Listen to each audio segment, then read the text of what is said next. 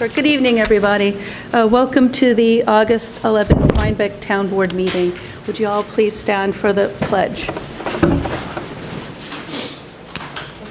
Allegiance to the flag of the United States of America and to the republic for which it stands, one nation, under God, indivisible, with liberty and justice for all.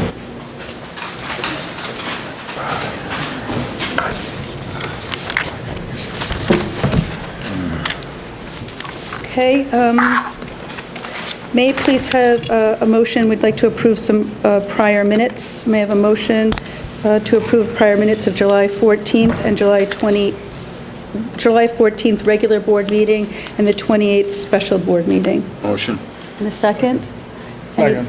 Any discussion? All in favor? Aye. Aye. Any opposed? So moved. Any announcements? Does anybody have any announcements? I prepared a schedule of the tentative budget schedule on tab 15, if you'd all go through it. I'd just like to take you through it. The budget worksheets were to go out Friday today. They're due back at the end of the month on the 29th to me. I will review them all from the 1st to the 25th of September and draft a tentative budget. The budget will be delivered to the clerk on the 26th of September, which will give the clerk ample time to, I'd like a special meeting at our on August 1st to lay it in front of you, and then we will schedule our workshops then, or even at our September meetings. Yeah, you meant October 1st. You said August. Thank you. To workshop it. Of course, between the 1st and the 26th, while I'm drafting the tentative budget, anybody who'd like to work on it or be involved is welcome to. All information will be open, but I'll be spearheading it with Shelley. Our final preliminary budget should be released to the we should notice the public sometime between the 3rd and 7th of November. Our public hearing will be on the 10th, and we should adopt the budget between the 17th and the 20th of November. So again, I'll keep you all informed. Anyone's welcome to participate, and hopefully we'll have smooth sailing. Is this a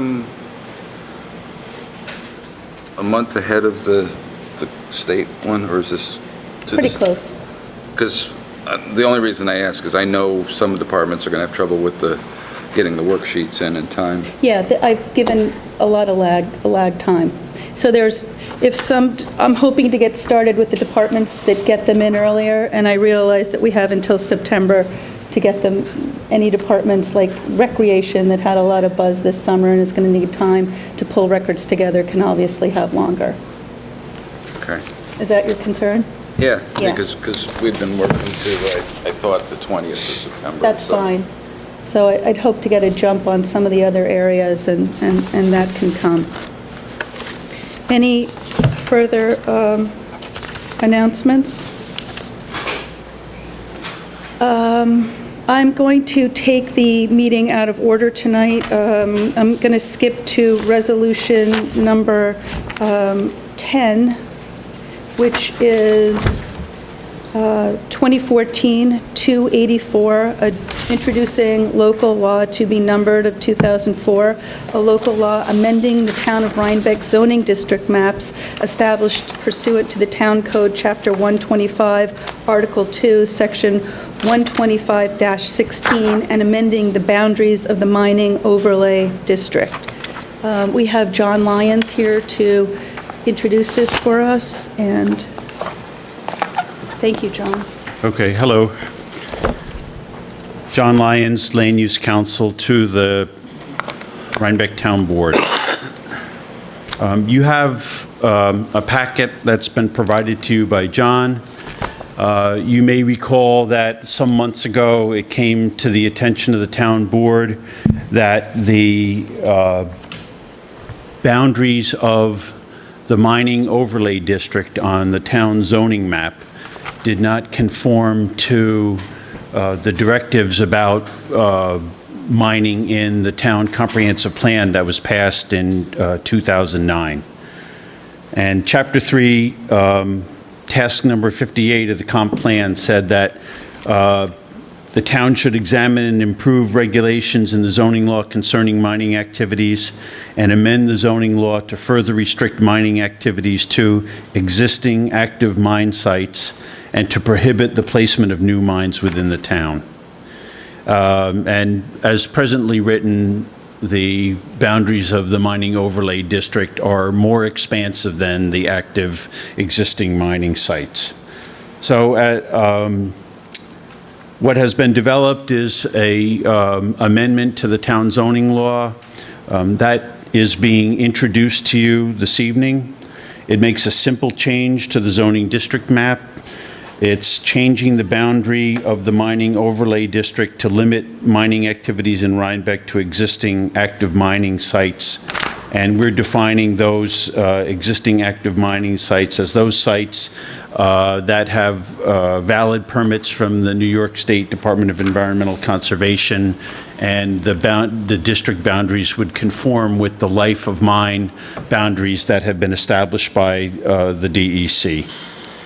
The resolution that's in front of you this evening is very simple. This is the introduction of the proposed law to you for consideration. It's the beginning of the adoption process. It's also the beginning of the seeker environmental review. In this resolution, you will be declaring yourselves to be lead agency for the environmental review of this proposed action under seeker. You'll be classifying this as a type 1 action.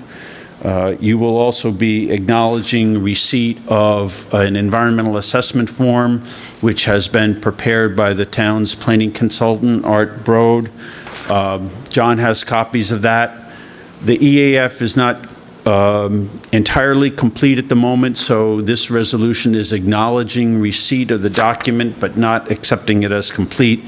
There's some natural resource mapping that will be provided as a supplement to that by the Conservation Advisory Board, and I think Art's already been discussing that with Ryan, and so they're working on that.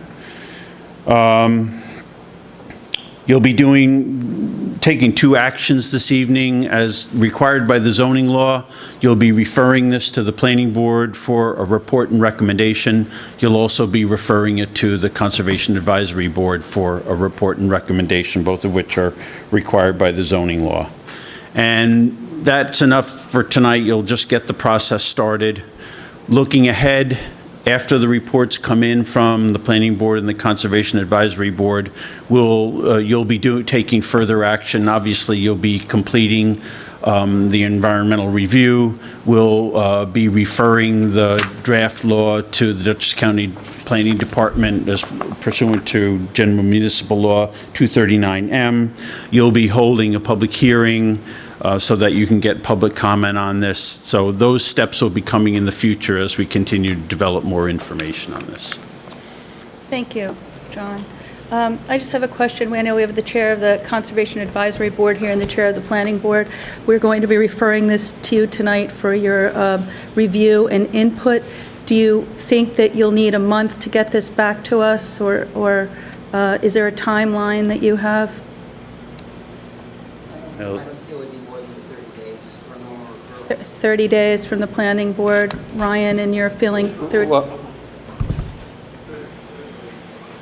you'll be handling that, right, Melody? Yeah. Right, but Michael, you're disqualifying yourself. Michael's recused himself. Right, so I'm sorry. Melanie... you think Melody that- Moore, the deputy chair, will be Thank you. at the helm for this item. So tonight, we're accepting this. We're declaring ourselves lead.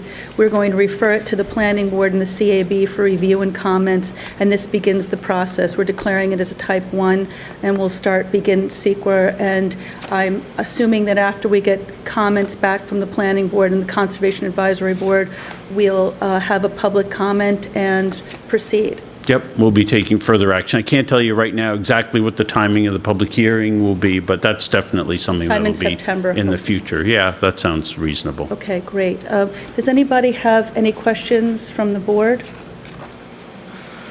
Does the public have any questions for us?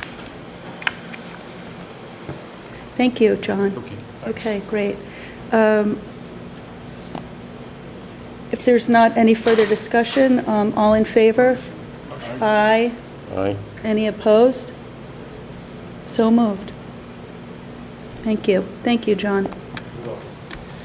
Okay, so I expect we'll keep you posted. The Planning Board and Conservation Advisory Board will start working on this, and this is, in effect, beginning the process for this local law to change the boundaries of the zoning overlay district. It's a zoning amendment or correction. Just go back for a second. Go back for a second. You said motion, we did not have a motion? So can we just... To redo this, I'd like to make ask for a motion to introduce local law to be decided of 2014, amending the Town of Rhinebeck zoning district maps established pursuant to the Town Code, Chapter 125, Article 2, Section 125 through 16, and amending the boundaries of the mining overlay zoning district. May I have a motion? Motion. And a second? Second. All in favor? Well, I guess I got a question. We've got to bring the motion to the floor first. All in favor of bringing the motion to the floor? Okay, any Aye. discussion? The only discussion is, the motion is in the form in our book. It has all, this is the motion in our book. We're adopting the whole thing, not just one paragraph of it. Right. Okay. John gave us the pertinent points of what we're doing tonight. We Right. can certainly read it out loud if anyone No, would like to. I don't, but it has a lot of resolves in it, not just the one you read. I read the title of the resolution. Oh, okay. So we're passing the whole thing. That's fine. Any further discussion? All in favor? Aye. Aye. Any opposed? So moved. Thank you. Thank you, John. That would have been... We're going to go back to our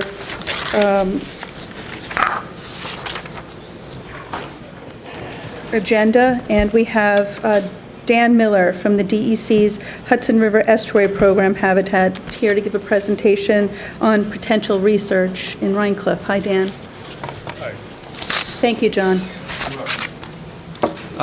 Good evening, everyone. Thank you for your time tonight. I understand you've got a very long agenda here, so I'm only going to take about 10 minutes to tell you about some of the work that we're doing at the Estuary Program and how we may have an opportunity to partner with the town of Rhinebeck in doing some habitat improvements down in Rhinecliff. In lieu of a presentation, I did hand each of you, you should all have about a 9-page handout that's going to go along with what I'm going to say now for you to sort of review and refer to later as you think about this project. Again, my name is Dan Miller. I'm the Habitat Restoration Coordinator for the Hudson River Estuary Program. The program itself works... Are you a state employee, or is this a private? I work for New York State DEC's Hudson River Estuary Program. Oh, okay. The program itself works with communities through grant programs, through technical support, through other types of development projects regarding the Hudson itself on 5 major themes. One is preserving the scenery, working to clean water, both for the organisms that live in the estuary and for the people who live around the estuary, preserving access for communities such as Rhinebeck and Rhinecliff, looking at habitat and making sure that habitat in the estuary is taken care of and preserved, and all this in the light of climate change, what's going to happen to these concerns as sea level rises. My emphasis within the program is on habitat itself, the places where fish, birds, turtles, any other critters that live within the estuary, where do they live and how do they utilize the different places within the river. At the same time, I'm thinking about how people interact with the river and how they affect each other. One of the projects that we're involved in is the Sustainable Shorelines Project, and there's, I think on page 3, or the second page after the title page, is a brochure. This is a cooperative project with the Carey Institute of Ecosystem Studies, the Stevens Institute of Technology, and a variety of other partners where we've looked at the shoreline as habitat for fish and birds in the river and how we use the shoreline and how that impacts the river itself. To complicate matters, we also think about how that's going to change as sea level rises, and how now we deal with more and more intense storms now and into the future. So when we go in and try to stabilize our shorelines or try to engineer them for our purposes, how does that impact habitats in the river? We're trying to propose different shoreline treatments that serve both the communities and the estuary itself. One of the things that we've recognized and through our research is that vertical sheet pile bulkhead, much like what you have off of Rhinecliff, is about the worst possible habitat you can have for fish. That's not to say that it doesn't have its place in the community, because sheet pile bulkhead provides many, many services to people. I was down there on Rhinecliff on Saturday evening and saw the Clearwater come up, and that's, bulkhead is where boats come and tie up, because it allows for deep water and a flat surface, and allows for easy access on and off the boats. People like to fish there, so there's many human uses associated with that. So given that this is going to be something that's going to exist in the estuary, we've taken on an idea of trying to enhance the habitat of these while preserving those uses. And we are working with some local metal fabricators to create what we're calling habitat enhancement boxes that we hope to attach to these bulkheads throughout the estuary. We are designing these to provide structural complexity, refuge for fish, so that when they're exposed to the rapid currents of the Hudson, they have a place to sort of take refuge and sort of out of the current and wait for something to swim by, maybe somebody's lure who's fishing off of the edge of the bulkhead, and try to not create a system that is equivalent to a natural shoreline, but at least better than what it is right now. Because, like I said, it's pretty much a biological desert. These shoreline types. At this time, we have some preliminary designs that are in the pamphlets that you have. They're very preliminary. They may or may not be what we ultimately come up with, but we do have some very specific design criteria, which are we are not going to interfere with the use of the bulkhead. So whatever design we come up with has to still allow boats to tie up, not present a hazard to those boats, so there shouldn't be anything sticking out that could damage a hull. They would not jeopardize or compromise the integrity of the bulkhead from an engineering or stability standpoint. These are all design criteria that we're gonna work with.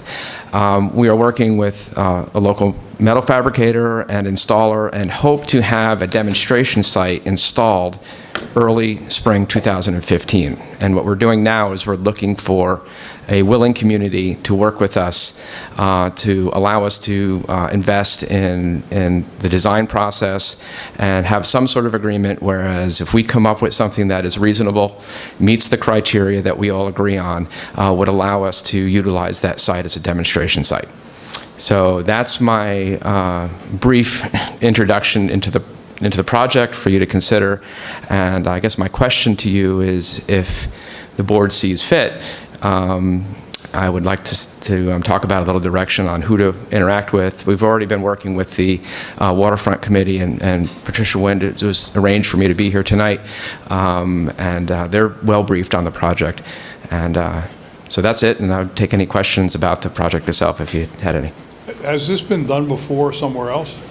There are a number of different attempts in Ohio, on the rivers out there. There's been a few out in Washington, and there's been a few down in New York City.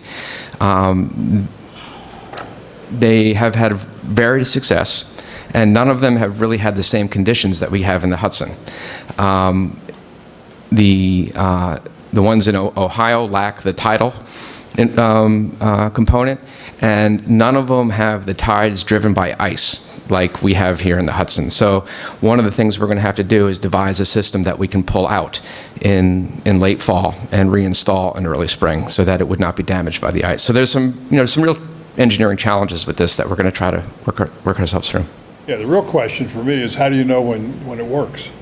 Well, this would be run as an experiment, so we would only put 4 of these units in, and so that accounts for 4 of the internal recesses. So there will be a treated area and an untreated area, and we're going to be working with Cartier IES, biologists there, and myself will be sampling throughout the year, treated areas and untreated areas, to see if we get a significant statistical difference in the number of fish that they hold. So it isn't a proven thing yet, but we're taking the information that we've developed through the project so far, trying to apply it, come up with something creative to improve the habitat of these bulkheads.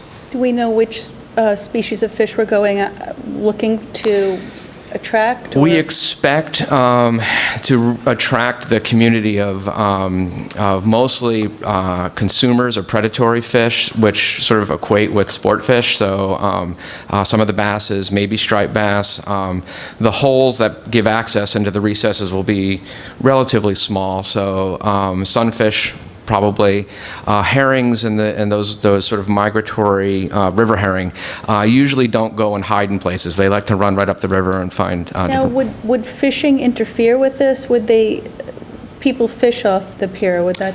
It is my hope this would enhance fishing off of the pier, because it would be an attractant. It would not stick out into the water, so things might grab a hold and then run for cover, and people might lose a couple of things. But at least a fish is grabbing it, sort of thing. And the state would pay for this? We have a grant that is going to pay for the fabrication and the installation of the entire thing. So again, it's our demonstration site. We're just looking for a willing community to work with us. And are you asking us, is this being offered to us, and do you need an agreement tonight, or would this be something we'd approve at a next meeting with a resolution, or? It's whatever you would like. If you want to have a show of support, I could certainly go back and because our timeline is a little tight right now. We need to get a site identified because we want to do pre-installation sampling this fall. Sure. So Cartier IES, and we want to come out and take a look at it from a biological point of view. So we need to have a site identified. We could certainly write up, what the intentions of the project are and kick that back and forth over the next month, and maybe, Get see it approved at our September 8th meeting? and possibly get it improved. Does that timing work for you? It works for me. I'd like to walk out of here with a sense if Yes, there's general we'll- interest or not, so. We'll poll, which I guess, Joe, you have? Yeah, I guess I got 2 questions. Sure. Let's take them one at a time. We have applied together with Hudsonia for some kind of a grant to study the estuaries of the Hudson River. Do you know anything about that and how this interfaces with that application for a grant? I am not familiar with that particular grant. Joe, we didn't get that grant. That went Oh, that was to- denied? that- Okay. It wasn't denied, it was awarded to Red Hook. Oh, okay. I guess the second, then I got 3 questions. We also have a consultant who is studying the river. We got a grant for that of $40,000, of which we pay $10,000. Has you communicated at all with that consultant as to what they're doing and how this would fit in with their plans? I'm not familiar with that particular work, but if there is someone working in that area, we'd be certainly interested in talking with them and finding out if there was any opportunity to collaborate on that work. Right, there is somebody working in that Okay. area. And I guess the last question is, you said you would pay for the fabrication and the testing. What about the maintenance of putting it in the water, taking it out of the water? Is that something you're going to do We're for current. us, and what's involved? Sure. One of the things that makes this site appealing is that we have a landward access. We can come right up to the edge of the bulkhead with a backhoe or some piece of heavy equipment that can suspend the box, which will weigh a couple hundred pounds. There'll be a boat or a barge in the water with a couple of personnel that will set it in place and then get it in. We're anticipating that installation and removal is going to be $1,000 a pop. That is within our budget for the first year. After that, It does not belong to you. There's no obligation to you. We will see where our budget is, whether or not we can afford to put them in again the next year and such. So that is something that we could certainly iron out in any sort of description of the project that we pass back and forth. So we'd only be obligated, well, you would take care of the first year, and then we'd have no obligation. You'd have no The obligation second after year. that, but we'd certainly try to work something out, Yeah, especially if we can they're of certainly benefit, use sure. that. It works. I'd like to hear what Patricia thinks. Patricia, could you come on up? Patricia Wynn with the Rhine Cliff Waterfront Committee. The entire committee has reviewed the proposal made by Dan and the DEC, and we are all in agreement that we think that this is a great opportunity to partner with the DEC. We don't see any objections. Our biggest concern was that we didn't want the cages to interfere with any boats using the dock, but Dan has assured us that any cages that they design would not interfere with boat usage, so we really couldn't see any downsides to this proposal, and the Waterfront Committee is excited to potentially partner with the DEC on this research project. And you're going to get, if we go ahead, the representative of DEC together with this consulting firm that's drawing up plans? Does that relate Right, I don't to know. it? Yeah, I don't know if maybe Dan didn't understand your second question. Dan has met with the committee and with Rod Morrison. Actually, Rod, the consulting committee contact, was the one that put us in contact with Dan. So we wouldn't be here with him tonight if the consulting firm didn't make that connection for us. Okay, so you're coordinating with them. Thank you. Great. I guess we're going to, is everybody in favor of this? Good idea? Yeah. Good idea. Thanks for thinking of us. I think we would like to pass something at our next meeting. So if you communicate with the clerk, and we'll circulate what we need to, and we'll be meeting again on September 8th. Thank you. Thank you for thinking of Great. us, and we look forward to it. Patricia, thanks for bringing this to us. It sounds great. We have another presentation from Jonathan Mensch of our Open Space Affordable Housing Committee. Hi, Jonathan. Hello, Elizabeth. How are you? I'm well. Good to see you. Thank you. As you can see from how I flubbed up the first resolution, I've been on vacation. I got this. I haven't had a lot of chance to read it, but I talked to several of the board members today. We would love for you to take us through the presentation, give us the points, and I think what we'd like to do is schedule a workshop Okay. with you, with the Affordable Housing Committee, to really workshop this so we can get it passed at the next, one of the next two meetings. Yeah, that'd be great. I think that makes a lot of sense. Yeah. Yeah. So just if you could hit the salient points quickly, and we won't... High level. We won't torture ourselves here tonight. Okay. And what we will do is give several dates that you can take to your committee. Okay. And we'll formalize a workshop meeting. No, that sounds great. Okay. That sounds great. And I'll, going quickly, and just the one point I do want to make on the front end is that this entire program is based around trying to create a workforce housing program, meaning that it would promote housing that was available for people that work in the community to also live in the community, which is different than a sort of a Section 8 housing program or something along Yes. those lines, which is a key differentiation. And we've been working on this for a long time. We've been here several times in the past.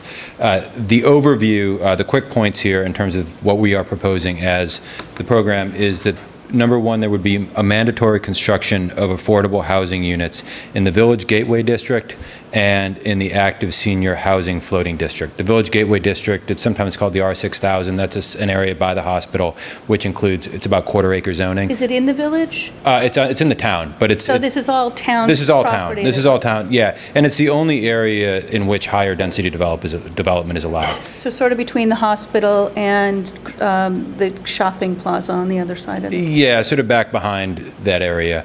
And then the other one, the senior housing floating district, is in a defined area. That's a district that somebody could apply for a senior housing development, which is also much higher density. And in that case, we would promote that 10% of those units be built as workforce housing units. In all of the other districts in town, the affordable housing obligation could be met by either a 10% construction of workforce housing units on site, or the payment of a fee of 25 cents a square foot for every house that's being built. So if you're building one house and it's 3,000 square feet, well, I'll get to the math in a second. Which is something I think we want to workshop. That's where the concern's coming, what we agree to on a per square foot footage, whether we set a threshold of a certain square footage that's exempt so that working class or middle class people aren't burdened. Yeah, and that's, and when we have a rough framework that we're suggesting. I'm not saying that that's necessarily the answer, but we've been thinking about some of these same issues. And what we're doing here, just to sort of quickly run through it, is in that case, I'll jump ahead one, which is that there's no fee in what we're proposing tonight on a construction below 1,000 square feet. So the fee only kicks in once you get to 1,001 square feet. There's no fee on additions of 200 square feet or less, or on accessory buildings, garages, decks, porches, storage units, except if one of those structures contains more than 1,000 square feet of living space. So that's how we've broken it down right now. As I said, that's sort of something we can certainly discuss. In terms of multifamily housing, if 6 units are built as part of a multifamily development, we're proposing that one must be affordable, which is actually what's set forth in the existing law. And then if there's 3 to 5 units, there's a choice of building an affordable housing unit or to pay the 25 cents a square foot. The next piece is that there's a density bonus program, which is only applicable for developments that can support more than 10 housing units, so really larger parcels of land. We're proposing that they would be eligible for up to 15%, a 15% density bonus in exchange for the payment of $3 a square foot for every one of those houses that was built, so 12 times what we're proposing for the basic housing that would be built sort of on a one-off basis. If that were put into place, that would increase the total town potential build-out by 130 houses. That's if 100% of everything was built this way. And then in terms of the pricing, for a for-sale unit under the program, we're saying that the sales price needs to be affordable for somebody with an income of 100% of the area median income, which varies by housing size, paying 30% of their salary or their annual income to housing. So if they're making $100 a year, they would be paying $30 a year towards housing. And then in terms of the rental program, the same idea, but it's 80% of the area median income would be paying 30% of their income towards housing costs. So sounds like we're getting there. I think a workshop would be helpful. We could negotiate or come to an agreement on what we'd like to charge per square foot for the building and for density bonuses. And are we talking about commercial space in this as well, or? We haven't been, and Sue and I were just talking about that, and we've really, the framework that exists is a residential program, so all of the existing regulations. So we could add commercial if we wanted to. Yeah, if that was deemed to be appropriate. I mean, we've got some concerns about that. We have talked about that as a committee, and we're not advocating that commercial be included. We're really focusing on residential. But Why would we want the burden to be on residential builders and not commercial builders? Well, there's a bunch of different types of commercial building, and I mean, and Sue can talk to that too. I mean, I'm a little conflicted on that area because I've got a commercial development that I'm considering. So. I'm Sue Hartshorn. I'm a committee member. We haven't started on commercial yet. It's only taken us 6 years to get the residential done. So that's one reason, just time. But the other part of it is that agricultural businesses are included. And as we look at commercial, we need to look both at industrial, should there ever be any in Rhinebeck, and agricultural. And so it's a big topic to take on at this time when we can move forward with this portion that has been really made to mesh well with the existing law and the existing comprehensive plan. I think that's great, and personally, I just like to see, even if we get something in place that we could, this board or a future board could fine-tune. I would hate to see all the burden placed on residential and not commercial. Yeah. Well, one of the issues, too, just to quickly say what we've been talking about, one of the issues is that when we've looked at it, commercial right now pays a lot more in taxes than they use in town services, which is a very different equation than residential. And that was one of the things that we were aware of. And we're also, we're still coming out of a very slow economy. Yep. And we're worried about job creation. So those are things that we've talked about as a committee. All right, so would we like to, thank you, this is thoughtful, I know you've been working hard. It's not a can that we're kicking down the road. It's just we want to give some thoughtful thinking to it as we go Sure. forward. Sure. We set some dates for a workshop. That's great. Sure. How soon do you want to start this? Well, since it's, we were assigned the task at the end of 2009, so I think the sooner the better. Do you want to start next week? We've been working or- on it for 2 years, so yeah, let's do it. Next sooner. week, I'm away When are you back? 25th, 1st of September, or next week. We have our normal meeting on the second Thursday of the month, which we'll probably get here more quickly than we all think if we're looking at That's this Thursday. That is this Thursday, but some of us are unable, such as myself, are unable to be here that day. Okay. So I was really sort of thinking about the second Thursday in September, which gives us a, gives Well, you... then we're or going to you- miss the next board meeting. Okay, Why so don't you we want it do it the last week? about- week of the 25th? Why can't Fine. we do it the 28th? I'm away that week. I'd Oh, I like to thought be you here. said you were going to be here that No, week. I'm away that week. I can do the week of the 18th, or the week of the 1st, or the week of the 8th. Oh, what about the 21st? Are people going to be away? I can't do the 21st. Or, I'm sorry, the 21st is, no, I could do the 21st, but I don't know. Sue, can you do the 21st 21st? is a Wednesday if I'm... It's a Thursday. Thursday. It's a Thursday, Thursday. that's, I can do that. I can do that, we'll have to ask... That's fair, Thursday? Right, we'll have That's to fair, ask Thursday. the rest of the committee, but why don't we tentatively schedule it? And Jonathan, you can poll the rest of the committee to Should we see. do, if- you want to, do we want to do a window, like noon to 4, or afternoon's good for you, or? Well, we usually have our committee meeting at 5:30. Well, but this may take longer than just the normal committee meeting. If people could make it earlier, why don't we poll people if they could, From Yeah. any time from 4 to 7, give it a window? Okay. Let me just- That's, Bruce pointed out that's fair, Thursday. Do we want to pick another time? How about Wednesday, the 20th, or I can't- Friday? Bruce and I are tied up, or at least I am. can't do it the 20th.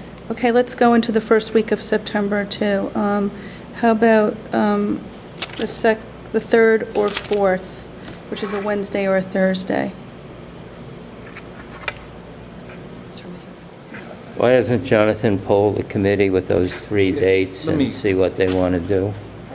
Is there a pen available? I can- Yes. I can email you the dates later if you like Yeah, to. if Yep. that's possible, that would be. Well, why don't you mark it down? It's the 21st, 4 to 7. Make up your mind. Thursday, the 21st, Wednesday and Thursday, September 3rd and 4th, and the time window is between 4 and 7. Okay, good enough. You don't have to email me. Thank you. Thank you for your work on this, and we'll look Yeah. forward to a workshop. Okay, thanks. Thank you. Sorry? Court night. We can meet downstairs. We don't need to be here. It's a workshop. Committee reports. I know Nancy is here for a committee report. Hi, Nancy. Come on up. Not a committee report, a discussion. Thanks, Joe. That'll Yeah. be good. This discussion is about archaeological artifacts.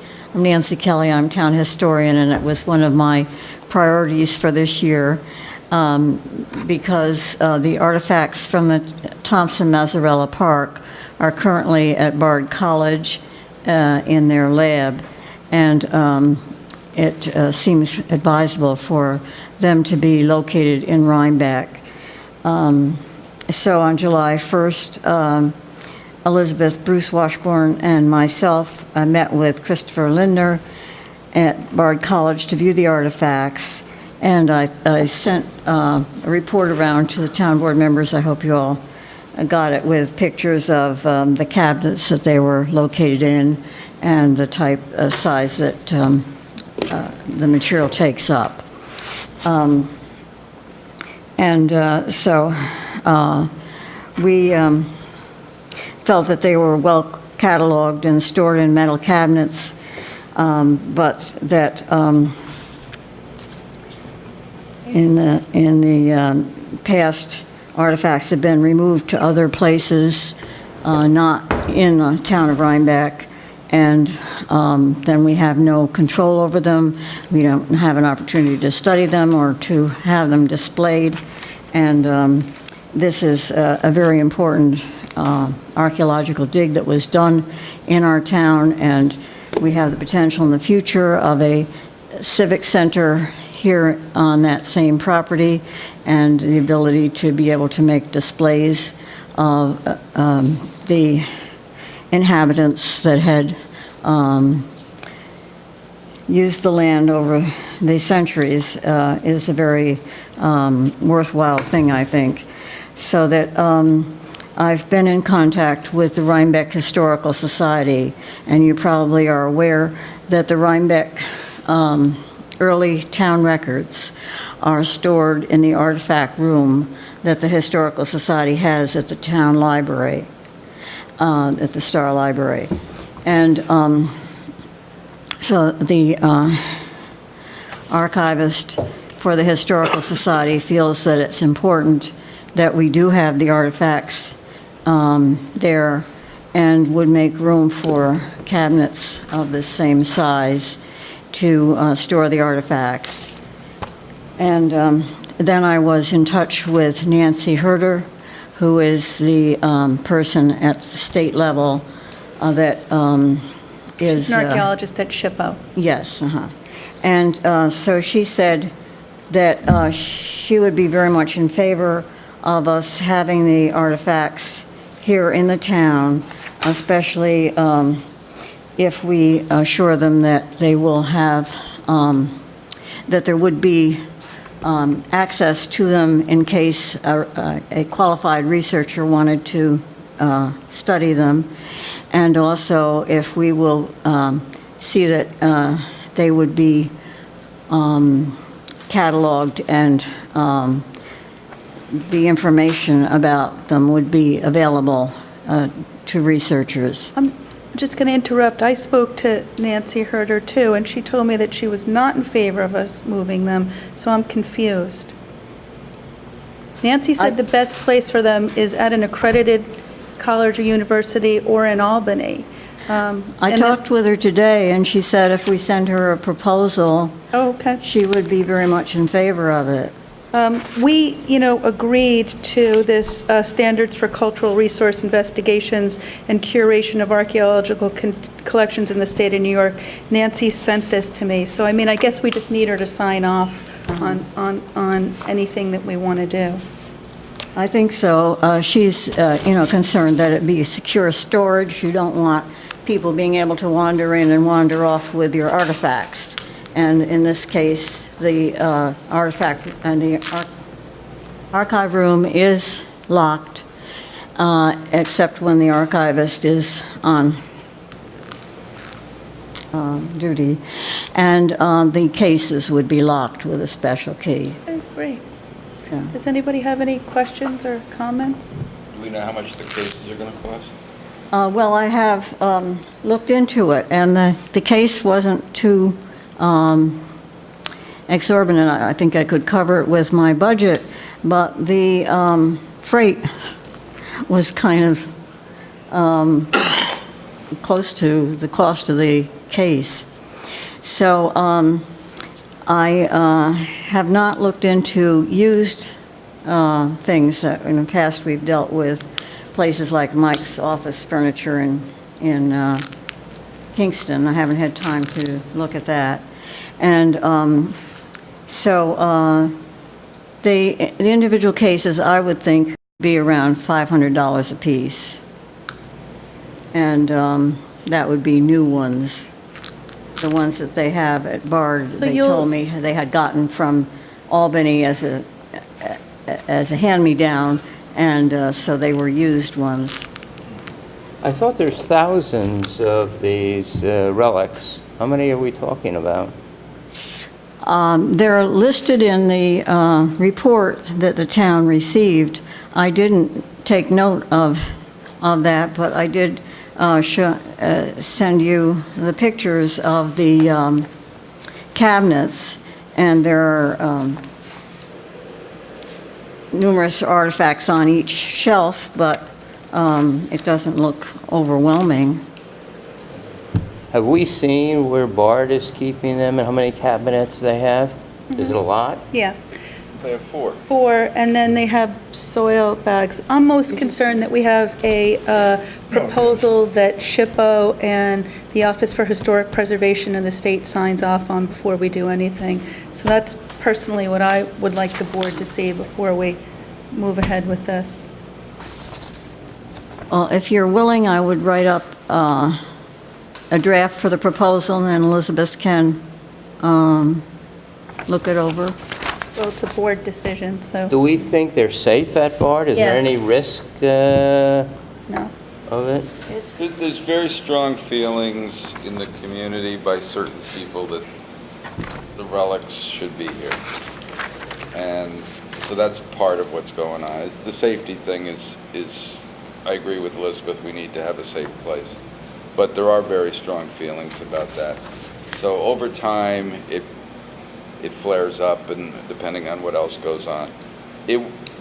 It's like the maps and the other relics. I think they probably belong in Rhinebeck once we can move them. But I don't think there's, we have to throw them in boxes like we were talking at one time, I think we need to do the right thing. But I think a lot of people would prefer them to be here rather than someplace else. And you've Other heard from some questions? of them, Thank you, Nancy. Thanks for coming tonight. So do you want me to write something up, or are you going to make a motion about it, or? No, I think this is just a presentation, so Okay. thank you. But shouldn't we ask Nancy to write up a proposal? I think she's going to, yeah. And work with the SHPO lady or? The gallery. SHPO, and, the other thing we can do in the interim is, I talked to the professor there, we have a signed contract, that these are stored at Bard, and Warren's looked at it, seems to be fine. They're fine for now. If we want to move them, we do have to go through this procedure and get the state to sign off on it. So it's not as simple as just throwing them into boxes. It has to be done through channels, so. And I'm in touch with the professor about a display that he has Great. available for us. Yeah, that we saw that. And we did look at it. He's been refurbishing it, and we're making arrangements to have it installed at the library. Yeah, just for the public, the artifacts are very well taken care of. Bard is very generous, and people would like to see them return to Rhinebeck. If we bring them back to Rhinebeck, we'll follow the appropriate protocol and procedures set out by the state and the guidelines that we agreed to follow. Thank you, Nancy. Thank you, Nancy. There's a cemetery committee couldn't be here. Do we want to take the fire? No. The cemetery couldn't be here tonight, and there was an issue that I'll just bring to your attention. It's not, I don't liaise with this committee, so I'm a little rusty. There are a couple of deeds that I have not been able to sign. There were 2 plots that were sold in several years ago for $1,700. These people would like to turn in these plots now and buy natural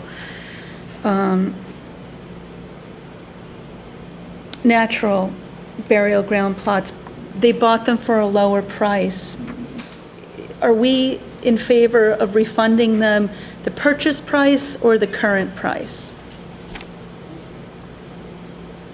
Why don't we just do an even Steven trade for the plot for plot? Well, it's a higher price for the natural burial.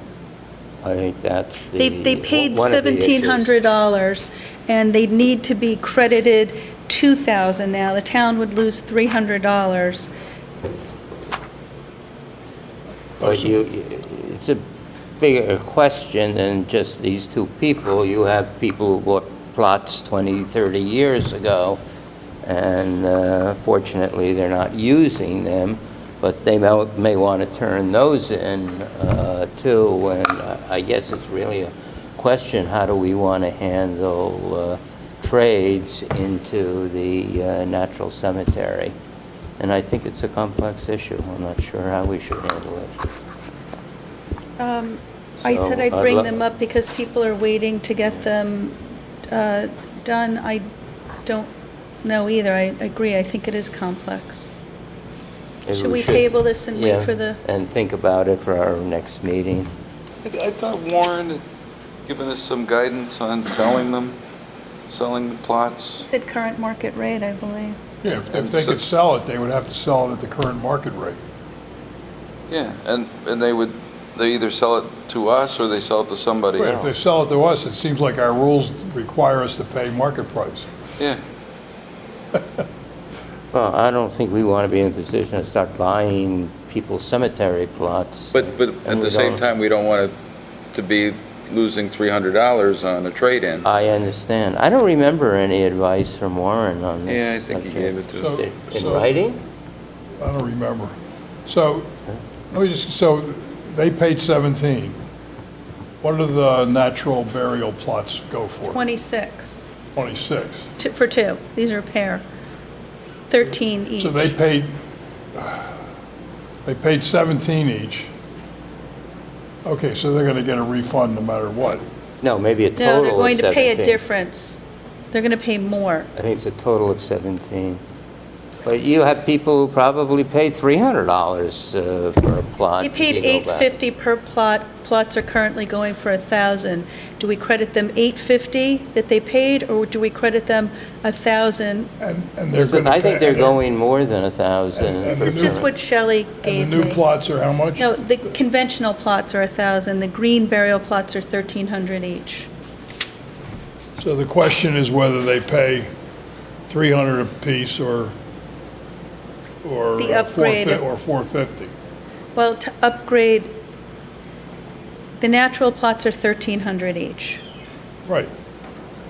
So they paid 850, they're worth 1,000 today. The question is, do we get 450 from them or 300 for them? from Right. them? Right. Okay, that's clear. We have people waiting. They've been waiting for a couple of months. Do we want to? I'd table it so we can think about it. Because I think you're deciding also for people who pay $300, why, pick just these two people. It's really across the board. It's a policy issue. What policy do we want where we have a new burial ground, and can people just trade in their existing plot, pay the difference between buying a new plot now and a new plot in the Green Cemetery? That's one approach. Another approach is people should try to sell their existing plots and see what they can get for them. I'm sure there's other approaches, so I think we really got to think about it. And So Elaine is the talk about it. liaison to this department. Let's have her We take have it up. Elaine make a and recommendation. Let's have Elaine work on it. She's on vacation. We usually do that. Okay. Any other committee reports, Alan? You do have a committee report, tech. Well, we're moving along. Yeah, I got a Spending lot computer of in my money. office. Yeah. All the servers are installed behind the curtain. There's a cooling issue. We need some kind of portable cooler because the temperature back there Has to gets to be- be about 90 degrees. I think we have to do that, and I mean, the equipment will work fine in 90-degree temperature, but it's Won't last going to as long. affect the life Yeah.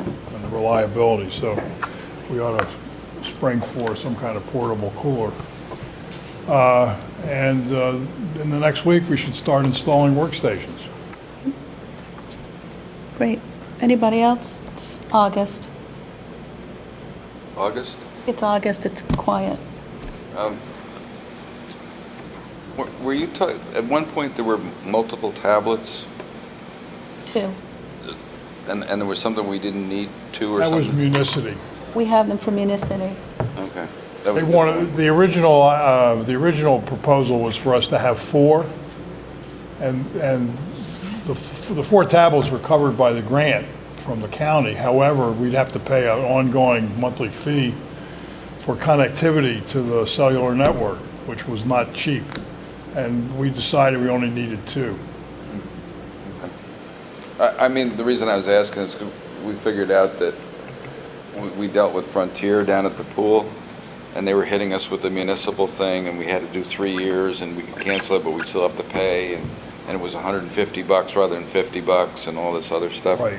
And so what we decided was, if we could get a tablet with a data plan that was being used someplace, then for the summer, that would solve all of our problems. Just doing a Yeah, the 3G. truth is, Yeah. we got 2. I don't know that we need 2 full-time. Yeah, but, well, if you could look at one and see if the possibility of us using one next summer, that'd be great. Or do you want to get another I tablet? don't think we ought to get another one. I think 2 is plenty. Okay. The times we're going to need 2 at once are few and far between. It seems like over the summer,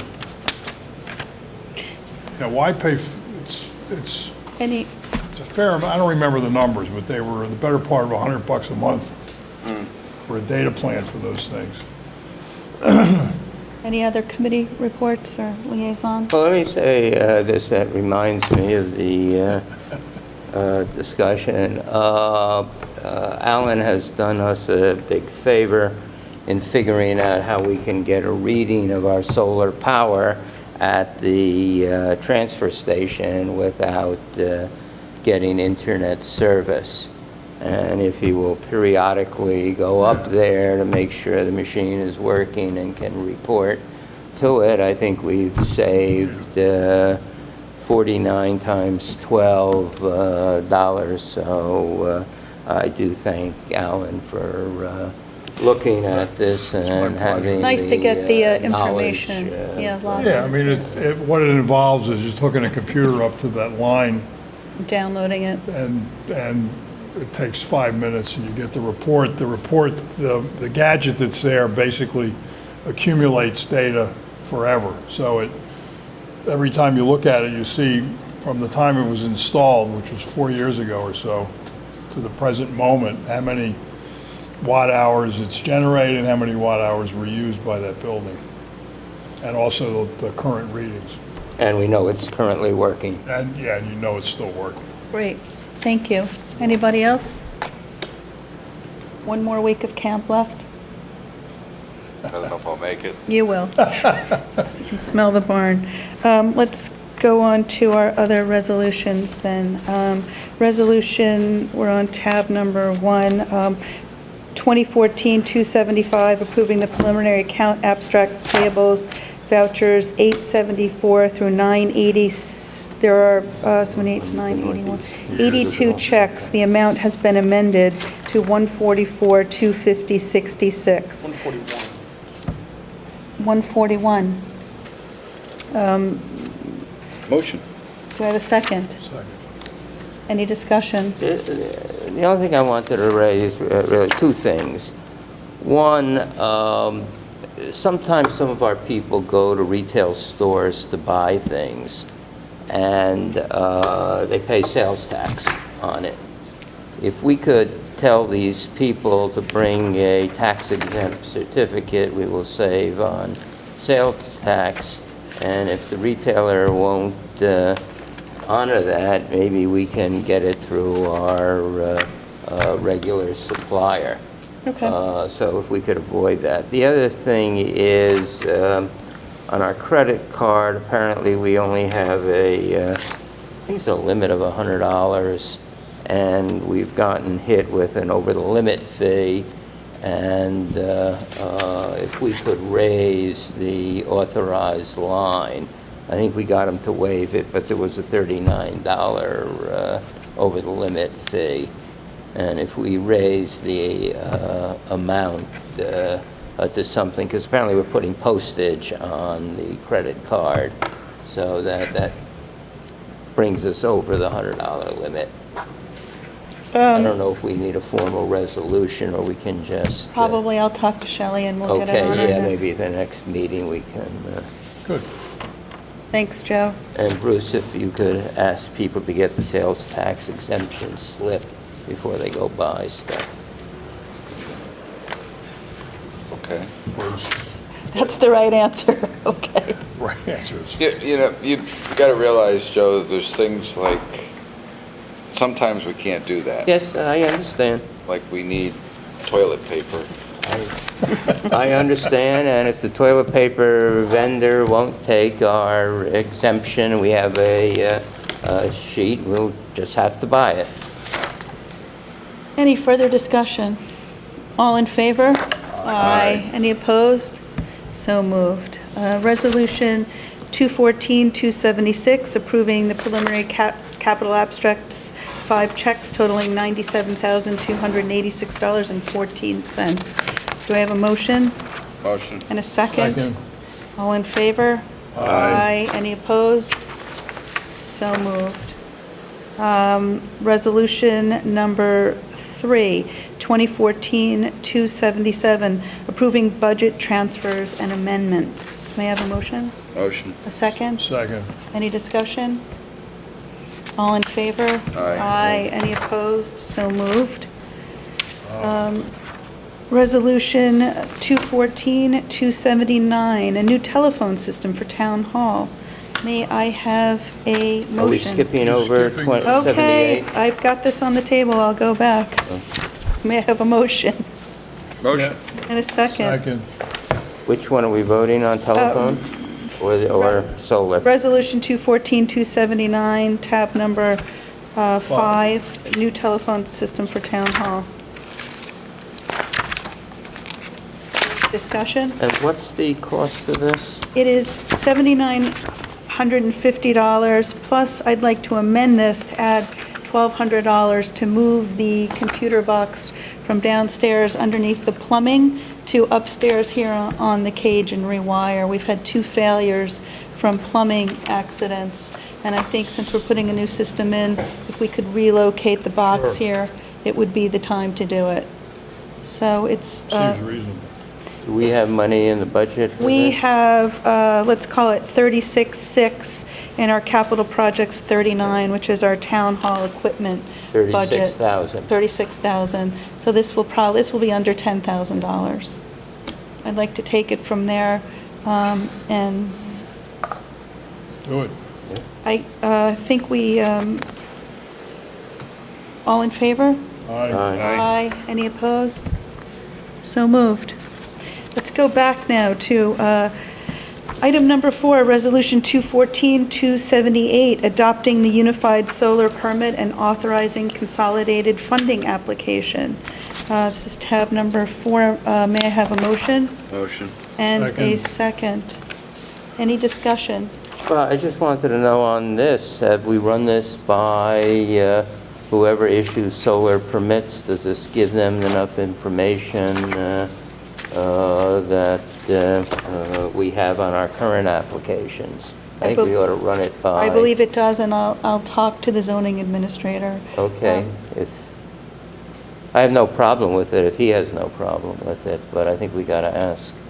I was at Nanotech University a couple years ago up in Albany, and the National Czar was there and everybody. This was a huge issue in New York State, and it's something that deters people from going to solar, and consumes an enormous amount of money. Complexity of the application, you mean? And the time, and it's a very simple thing.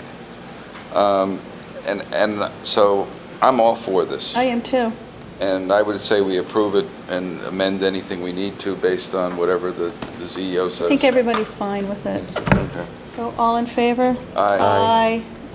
Any opposed? So moved. Also, there might be, although I think the money has run out, a $2,500 stipend for us passing this. So thank you all. We'll see if we can get that money. If not, we've got a simplified permitting method for people to install solar panels on the roof only. These aren't for standing arrays. Resolution, this is number 6, Resolution 214-280, contracting for professional engineering services in connection with replacement of the town hall steam boiler. May I have a motion? Motion. And Second. a second. Thank you. Any discussion? I guess I raised with Bruce whether we ought to get some other bids. This is $23,900.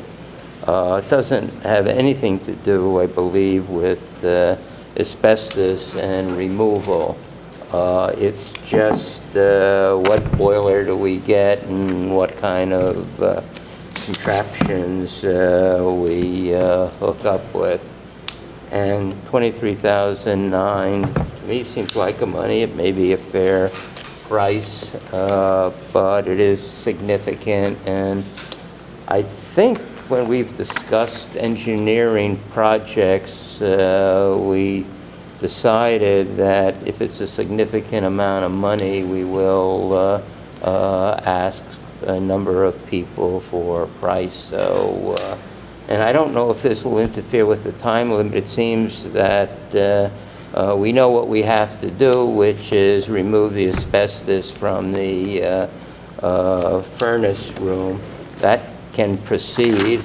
I don't think we have any contracts for that. I don't even know if you can get a estimate, but that's the first step. So I think we have some time to go out and let some other engineering companies we use see what price they would give us. We know we want a steam unit. So, Okay, I'll give you my comments. We used Weston and Sampson to figure out that we wanted a steam unit. We used Weston and Sampson to crawl through the system. We used Weston and Sampson to talk to NYSERDA because Elaine wanted us to. According to the budget, $15,000 is the engineering and consulting, the actual professional design work. you say the budget, which budget is this? What we gave to the county? Yeah, which we got from Weston and Sampson. So we've used them for grant input. So their management of preparing the bid, taking us through the bid and everything is $8,900, which comes out to 7.12% of what we think the budget is now. Engineering, typically for this kind of stuff, is 10%. That's ballpark. If we want to get somebody else, I'm fine with that. If you want to get other quotes, I think what we've done, though, is by not putting it out to bid originally, we've now biased whatever the bidding is, because anybody knows public records what's been said, and they're always going to come in less. So, $1 less. Pardon me? Like $1 less. Yeah, but we're at that point, and the other thing I think we really need to remember, I don't care whether we use Weston Sampson or Erdman Anthony or Crawford or anybody completely different. I don't care. We have 45-day bid process probably once we get started with this. And then there's going to be the coordination of the asbestos and everything else. You take the 45 days, you take whenever we go through all of this, we're into the cold weather. Yeah, we're not getting this done we'll be lucky, yeah. Right. So we either wait till next year and pray that we make it another year. All I'm telling you is we've run out of room. We should have acted on this in June. So I don't care what you do, but Alan, I'd say go ahead. I think it's trigger pulling time. Right. Because I agree with Bruce, we're headed for a disaster. Yes. That boiler is on its last, if a boiler had legs, it would be on its last one. I don't see why we couldn't call a couple of other engineers that we use in this week and see how fast they can give us a bid. If it's in the same ballpark, I'd use Weston and Sampson. But if it's significantly lower, then I think we should consider. We're talking about a lot of money here. Any further discussion? How much of the engineering cost is covered by the grant from the county? Well, we don't know if we're going to get it. The update on the grant from the county is they've come back to me, and I asked for $50,000 for the total grant, okay, or we asked for it. They've come back and they've asked for what would be our drop-dead minimum amount that we would take. So I did some magic numbers and went back with 38.5. And seriously, because that, based on the numbers that we have available, Sure. that looks like what we would need to get. So that's there. I think the only encouraging thing is they're still talking to us. They haven't thrown us out yet. Right, but I think it's a real long shot to get a grant. I Well, you think- said that from the beginning. That's why you had me fill it out. Right, although I did fill out the first couple of pages, but then the technical part got over my head. Yeah, we should try for it, but it's a long shot. Well, Bruce, would we take this money out of the capital projects for town hall equipment, or would we take it out of contingency, or? We're going to have to reshuffle the capital projects anyway. We have stuff that's sitting there that's inactive for years. Well, we could We're- cover it in town hall equipment, even after the phone Well, this system. part of it, yeah. We could do that, but we also have money that we've been putting in the budget. We have big capital, transfer to capital lines that we haven't done anything with yet. So we have that money there, Is there too. any further discussion? I know Joe would like to bid it out.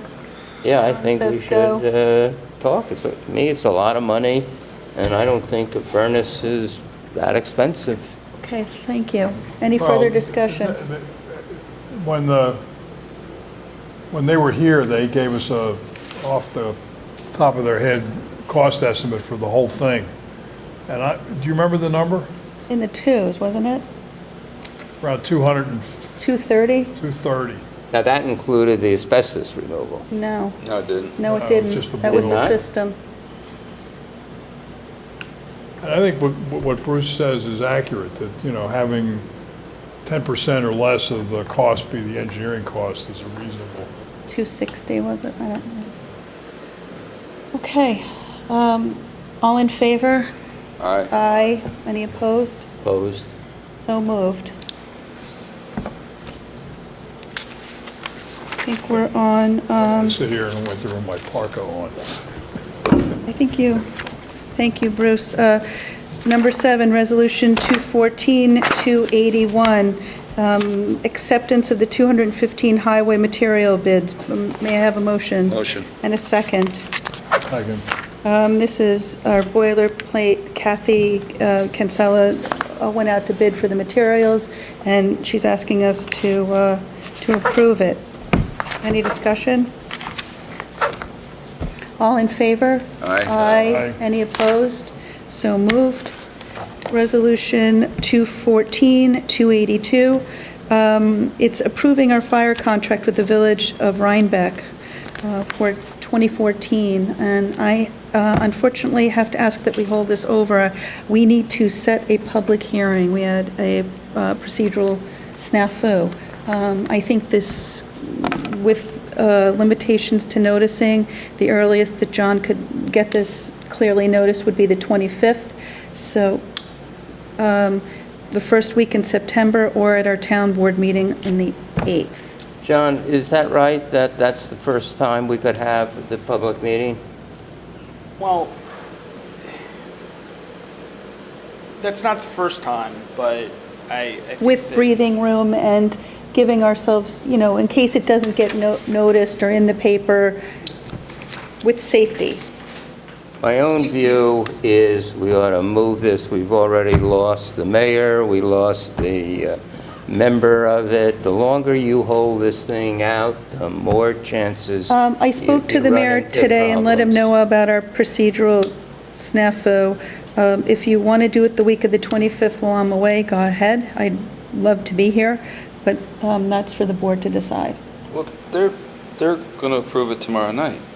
They've already approved it, and they're going to wait for us to have our public hearing and approve it with the amendments that Joe did and give a final approval after that. So they've approved it the way Joe's amended? Yes, we're all in agreement. So We have a, it's a slam dunk once we have the we have a public hearing? handshake, Well, but yes. Bruce, legally, till both parties sign, you can change your mind. Would you guys like to do this while I'm away, or would you like to wait till our town board meeting? I need to set a date for the public hearing. I would move it along. You never know what can Alan? happen. We could do it sooner. I mean, there's nothing, you have no objections to this? No? Yeah, so we'll be there in spirit. Bruce, what do you, I don't care. Okay, so how about you guys choose a date the week of the 25th when you'd like to do it? That's the 25th.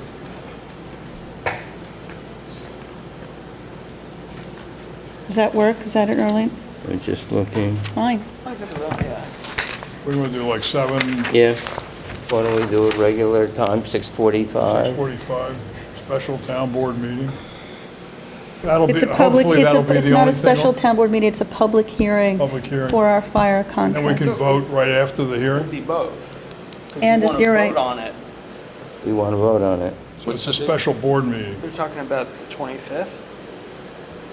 Yeah. Monday, August 25th at 6:45 for a public hearing and a special town board meeting to approve our contract. That should be the only thing on the agenda, please. Yes. Yeah. All in favor? Aye. Aye. You okay with that? I'm going Yeah, to- unless there's something else pressing that has to be Of course. done, like, Emergencies always take precedence. I didn't understand that. It was, No, I said that that should be the only thing on the agenda, and Joe said if something pressing comes up, we should be able to we need act. a motion for the date, for the, I move that 25th. we set the hearing and vote on the fire contract Second. for the 25th of August at Second. 6:45. all in favor? Aye. I'll abstain since I'm away. So moved. And then maybe we could make sure that the village has the contract so they can sign it tomorrow night. I at their talked to the meeting. mayor, they're not signing it tomorrow night, they're going to wait until after our public hearing and then sign what we've Oh, okay, so signed. they don't want to sign first. I wouldn't put it like that, it seemed very, I think we're all in agreement. I Let's not, certainly think we are. let's not pollute the waters I here. think we certainly are. I think this is a good thing, and let's proceed on, with good faith. With all due deliberate speed. Resolution 2014-283. I'm sorry, let me back up here. No, that's correct. Authorizing certain general entries, budget amendments, and fund transfers in connection with the Vandenberg Cove Sewer District. I'll make a motion. May I have a second? Second. Any discussion? For the public, Bruce, you want to take us through this? You want me to? Well, basically, what happened years ago is the town loaned the sewer district $267,000. It was before I was on the board. It was for soft costs and repairs for the system. And then we've gotten refunded from the EFC grant or DC grant, and that money is there. So the first thing is we're taking it back. We're paying off the loan. As far as the other ones go, we have some issues that we have to deal with down there, some I&I issues, and we're moving money around to take care of those too. So, Thank you. Any further discussion? All in favor? Aye. Aye. Any opposed? So moved. Okay, we've done 10. Number 11, Resolution 2014-285, we're authorizing bid for repair and resurfacing of the rec park tennis and basketball courts. I'll make a motion. May I have a second? motion. Which number is this? Second. Whatever. Any discussion? We're going to go out to bid and try and get these done before the cold weather so that we don't have infrastructure problems. Yes? 11 is fine. We're going to do 10. We're on 11. Right, but did we do 10? Yes. 10 It was the first one of the mining night. overlay. Okay, so the 11 is the mining overlay district? That's 12. That's 12? We're authorizing a bid. We have a motion on the floor 10 is, for resurfacing our tennis courts and basketball Did we do courts. that one? yeah.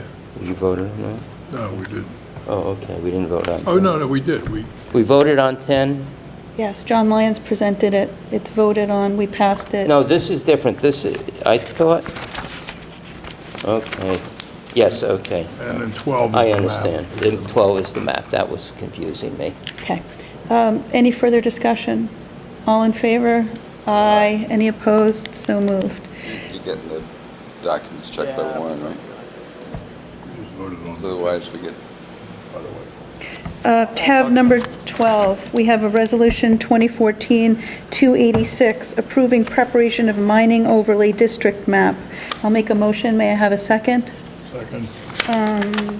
For the public, this is to retain a surveyor to give us a meets and bounds description of the proposed mining overlay district for our new local law. Right. Any further discussion? All in favor? Aye. Aye. Any opposed? So moved.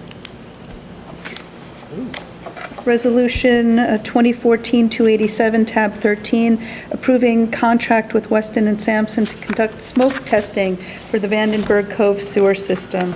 I'll make a motion. May I have a second? second, Any discussion? I can explain it. Thank you. Yeah, Please explain. Okay. The collection systems in the sewer district, there's pipes that run from different houses down to mains that run into the processing plants. They walked the system last week and they found a few caps that were off, inspection caps, which are easy to fix. But because of the DEC interest in this, we're also interested in finding any other issues. And the way you do that is you open up a manhole cover, you throw a smoke bomb in, and you put a fan in it and see where it blows out, because it's going to blow out the next opening. And so what we also have to do with that is we have to inform the homeowners, because it's going to go up the laterals, and if they haven't flushed their toilet in a while, they have a spare room or something like that, it's going to go through the trap. So we have to put a letter out, and John's been working with them on that. We have to inform emergency services, too. Yeah. Fire yeah, departments. we gotta let them know, because they're gonna see smoke. This is Standard? standard kind of stuff, and it's a jungle down there, by the way. Bruce, what confuses me, though, is they say that we paved over certain of the manhole covers, which I find very strange, whether they're really right that we paved it over. Yeah, some of the manhole covers in the roads have been paved over. I thought usually, don't they pave around them? I think maybe we ought to talk to Kathy. It seems very strange that we would pave over manhole covers. So Let's, maybe we can ask Kathy. I'll vote for it, but I really do think we got to talk to the highway department. as Okay, to but what- you, remember, there's two highway departments down Hyde there. Park as well. Oh, you think that maybe they paved over it? Well, Or we don't know? Don't know. whatever. Did they pave down there too? It's a strange street. Rhinebeck goes in, plows, lifts their plow, and then Hyde Park comes in and plows and lifts their plow. They don't work together, so. Well, that's not true. I think they do have a plowing agreement down there. Last winter when I was down there, they didn't do that, they lifted it. Well, I think we have a map as to where We have they claim that it was paved over. Yeah, there's 3 of them. Here. Right, maybe we can ask Kathy, and I can talk to Kathy tomorrow as to whether that would be us or Hyde Park. Yeah, but what difference does that make? Doesn't make any difference, but Okay. maybe they're incorrect that there's manholes. They're all in the town of Rhinebeck. There's in the town line right there. Oh, okay, so you think they're all in Rhinebeck? Yeah. No, it just may be a mistake. Maybe they're not paved over, maybe they're either the map is wrong. Could be. Or something, but I think we ought to at least ask. We have a resolution on the floor to approve $3,900 for smoke testing in the Vandenberg Cove Sewer District. Any further discussion? All in favor? Aye. Aye. Any opposed?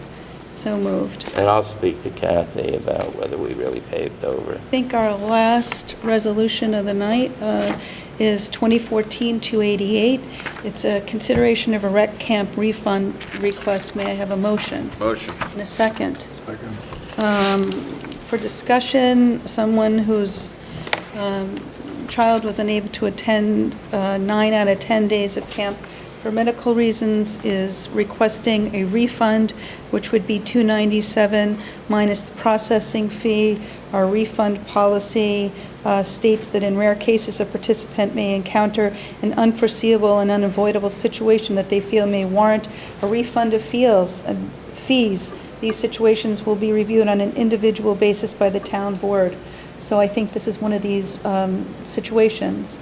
We're asking to refund $297 minus a $25 processing fee.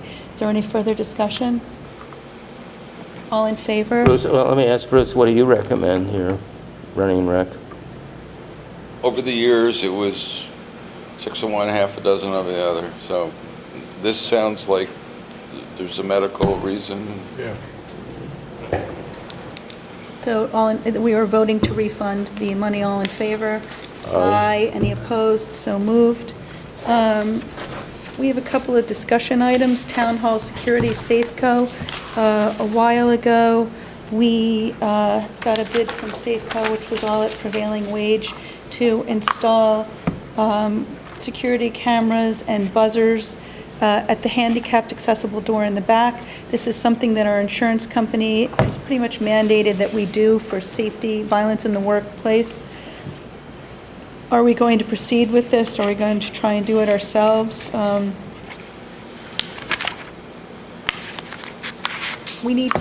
There are 4 recommendations for violence in the workplace. One is safety when installing the docks at the waterfront.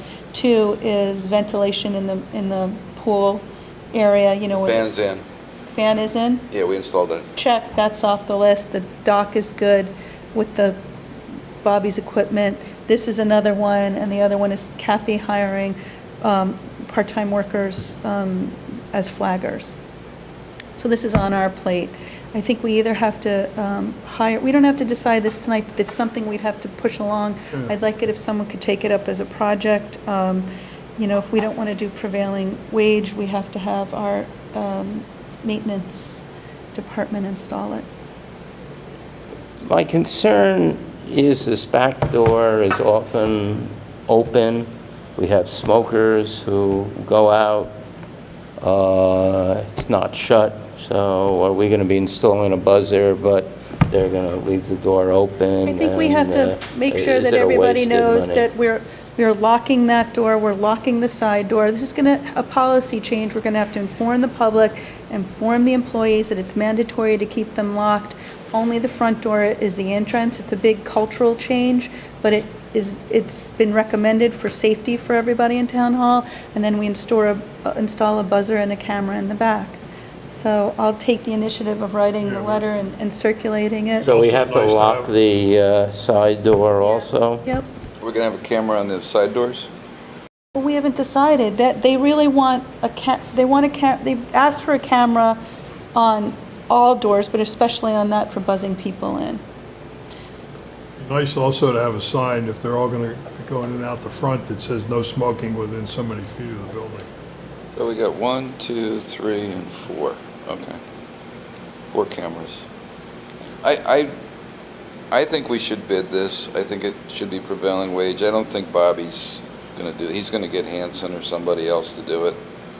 I think we need to bid this out and get it installed properly. And we're going to get a DVR with it, right? No, I think it's all on a computer, Okay, cloud-based. but it'll have DVR capability, so we can go back and see Well, we would look at it on our computers. Yeah, but you need to record it somewhere Right. before you. Safeco had a proposal of where they were recording it to, and I don't remember. Okay. So, It doesn't work, it's not enforceable if you don't have the DVR capability to go Right. back.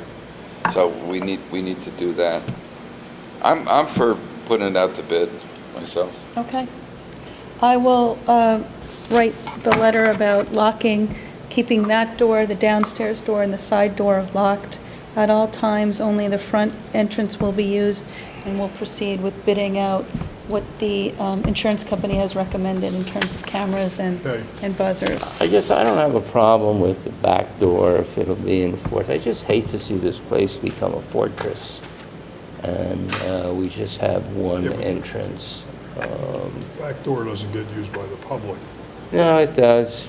You do get some people coming in, you get handicapped people, and you got people parking in the parking lot, but... We're putting a buzzer there, right? Right, but that's away from think so. everything. Did you go to the class? Violence in the What? workplace? No, I have class? not. Okay. It's supposed to be rescheduled. It's for the safety of our people. It's not a fortress. People get used to it. Most municipal buildings have cameras and buzzers now, so. We I don't can't mind just, the camera, it means just locking the it's a side door. recommendation that we have to comply with for our general liability and our workman's compensation to keep everybody here safe. And I don't think we have the Luxury. of not complying. I agree.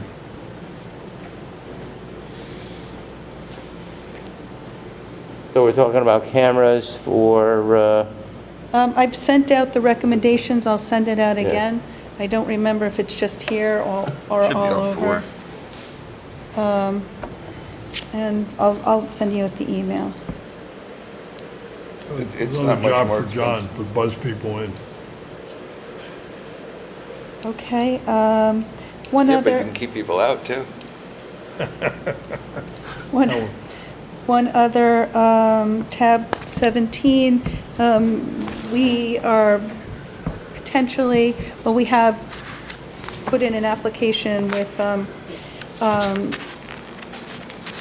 3 other municipalities to share a paver, and we've added a roller to it. Mylan and Superintendent Bill Gallagher is the lead on this, and the county has asked them to come up with an amount that the municipalities would contribute.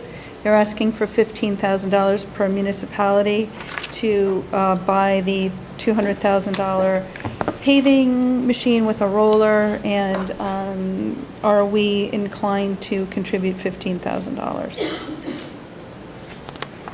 I had sent I spoke to Kathy this morning, I think you spoke to Kathy this morning, I think we got kind of different answers.